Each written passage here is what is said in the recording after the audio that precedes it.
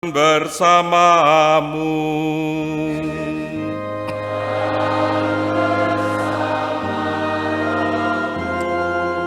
Inilah Injil suci menurut Santo Yohanes.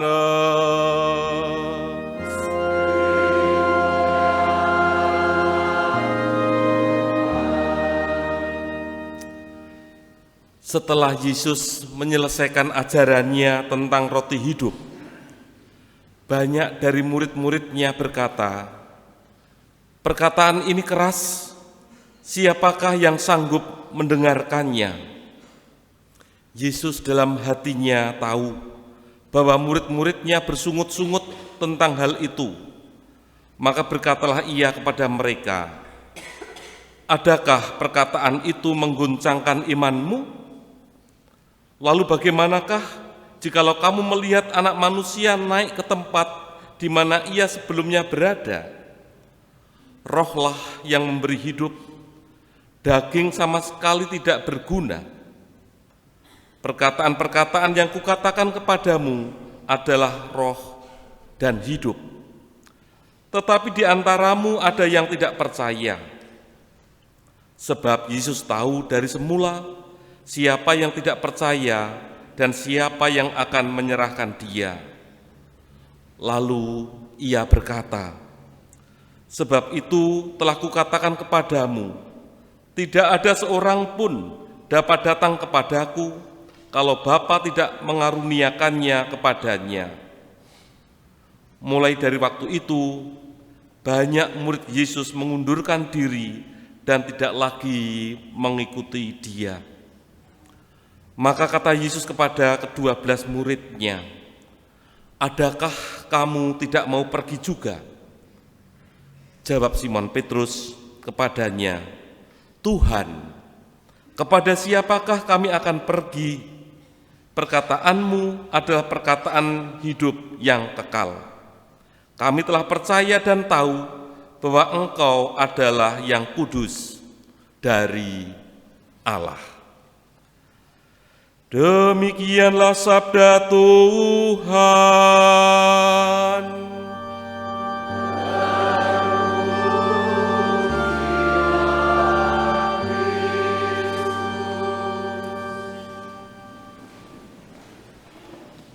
Para suster, ibu bapak, dan saudara-saudari yang terkasih, dalam kitab Mazmur,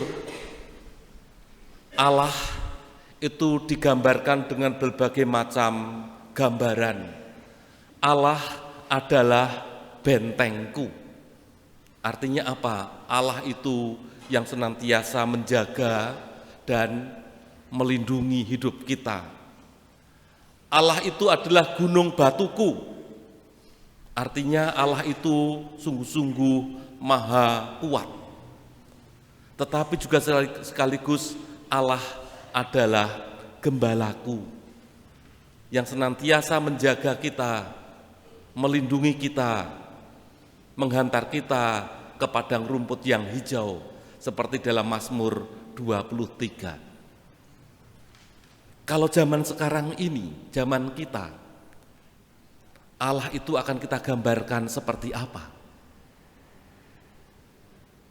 Allah kita gambarkan seperti mobil. Kalau mobil, kira-kira Allah itu di bagian yang mana? Bagian pintu, bagian ban, tetapi ban serep, atau bagian setir yang senantiasa mengendalikan hidup kita ini, zaman ini? Bisa jadi Tuhan itu kita gambarkan sebagai ban serep. Tahu yang punya mobil, kegunaan ban serep itu untuk apa? Ban serep itu digunakan kalau ban 4 ban, kalau itu mobil yang biasa, itu salah satunya itu gembos karena bocor, baru diganti dengan ban serep. Tetapi sekarang ini kan zamannya ban tubles. Mungkin belum sampai habis, sudah tahu kurang angin, bisa dibawa ke tambal ban. Tetapi kalau habis di tengah jalan, baru ban serep itu kita gunakan. Artinya apa? Artinya Tuhan itu kita gunakan selama kita butuh. Kalau saya butuh Tuhan, maka Tuhan saya gunakan. Seperti dalam bacaan Injil yang kita dengarkan pada hari ini. Bacaan Injil hari ini tidak bisa kita lepaskan dari ajaran Yesus tentang roti hidup. Peristiwa ini terjadi, ajaran roti hidup ini tidak bisa lepaskan dari peristiwa mukjizat penggandaan 5 roti dan 2 ekor ikan.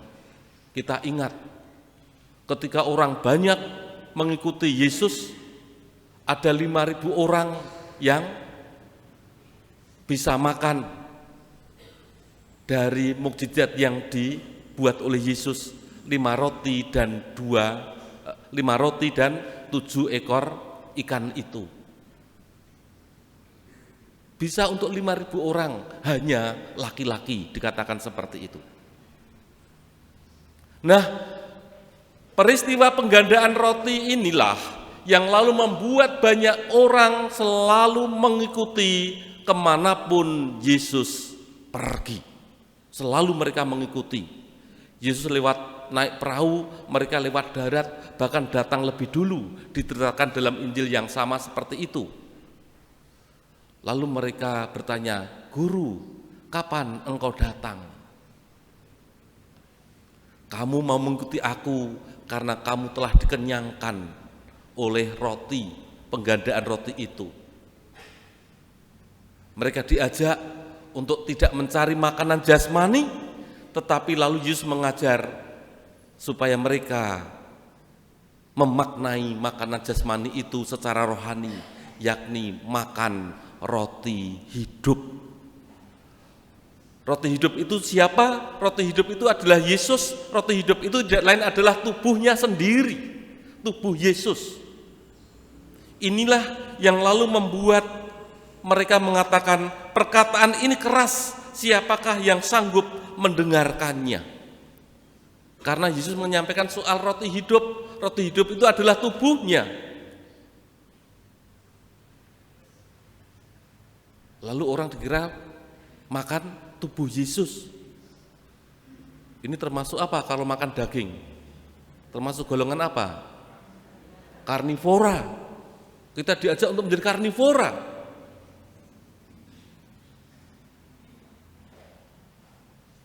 Mereka sungguh-sungguh lalu kecewa dengan Yesus ini, karena mereka sama sekali sebetulnya tidak percaya siapakah Yesus itu. Bagi mereka Yesus mereka cari selama mereka butuh. Maka ketika Yesus lalu menyampaikan soal roti hidup itu, dan mereka lalu kecewa, lalu mulai waktu itu banyak murid Yesus yang lalu mengundurkan diri dan mengikuti Dia dan tidak mengikuti Dia. Setelah Yesus menyampaikan roti hidup, lalu orang mulai mengundurkan diri dan tidak mengikuti Yesus. Maka saya katakan bisa jadi orang-orang yang lalu mengundurkan diri dan tidak lagi mengikuti Dia seringkali juga ada di dalam diri kita ini. Ya kalau Yesus saya butuhkan, saya akan datang. Tetapi kalau tidak saya butuhkan, ya saya tidak akan datang. Atau kalau Yesus itu menguntungkan saya, maka saya akan mengikuti Dia kemanapun Dia itu pergi. Tetapi kalau tidak menguntungkan saya, ya lebih baik saya tidak akan pernah menemuinya. Tetapi kita pada hari ini diajak untuk belajar dari Petrus. Petrus jelas mengatakan kepada kita semua, Tuhan, kepada siapakah kami akan pergi? Perkataanmu adalah perkataan hidup yang kekal. Kami telah percaya dan tahu bahwa Engkau adalah yang Maha Kudus dari Allah. Nah, ini yang diharapkan. Kita itu mengikuti Yesus Kristus, bukan lalu jalan tol yang kita lewati, tetapi mengikuti Yesus adalah jalan terjal terjal penuh dengan lubang-lubang yang kadangkala membuat kita bisa masuk dalam lubang itu. Mengikuti Yesus berarti siap diajak untuk memikul salib. Semoga pernyataan iman Petrus juga menjadi pernyataan iman kita. Tuhan, kepada siapakah kami akan pergi? Perkataanmu adalah perkataan yang hidup, yang kekal. Kami telah percaya dan tahu bahwa Engkau adalah yang kudus dari Allah. Kemuliaan kepada Bapa dan Putra dan Roh Kudus,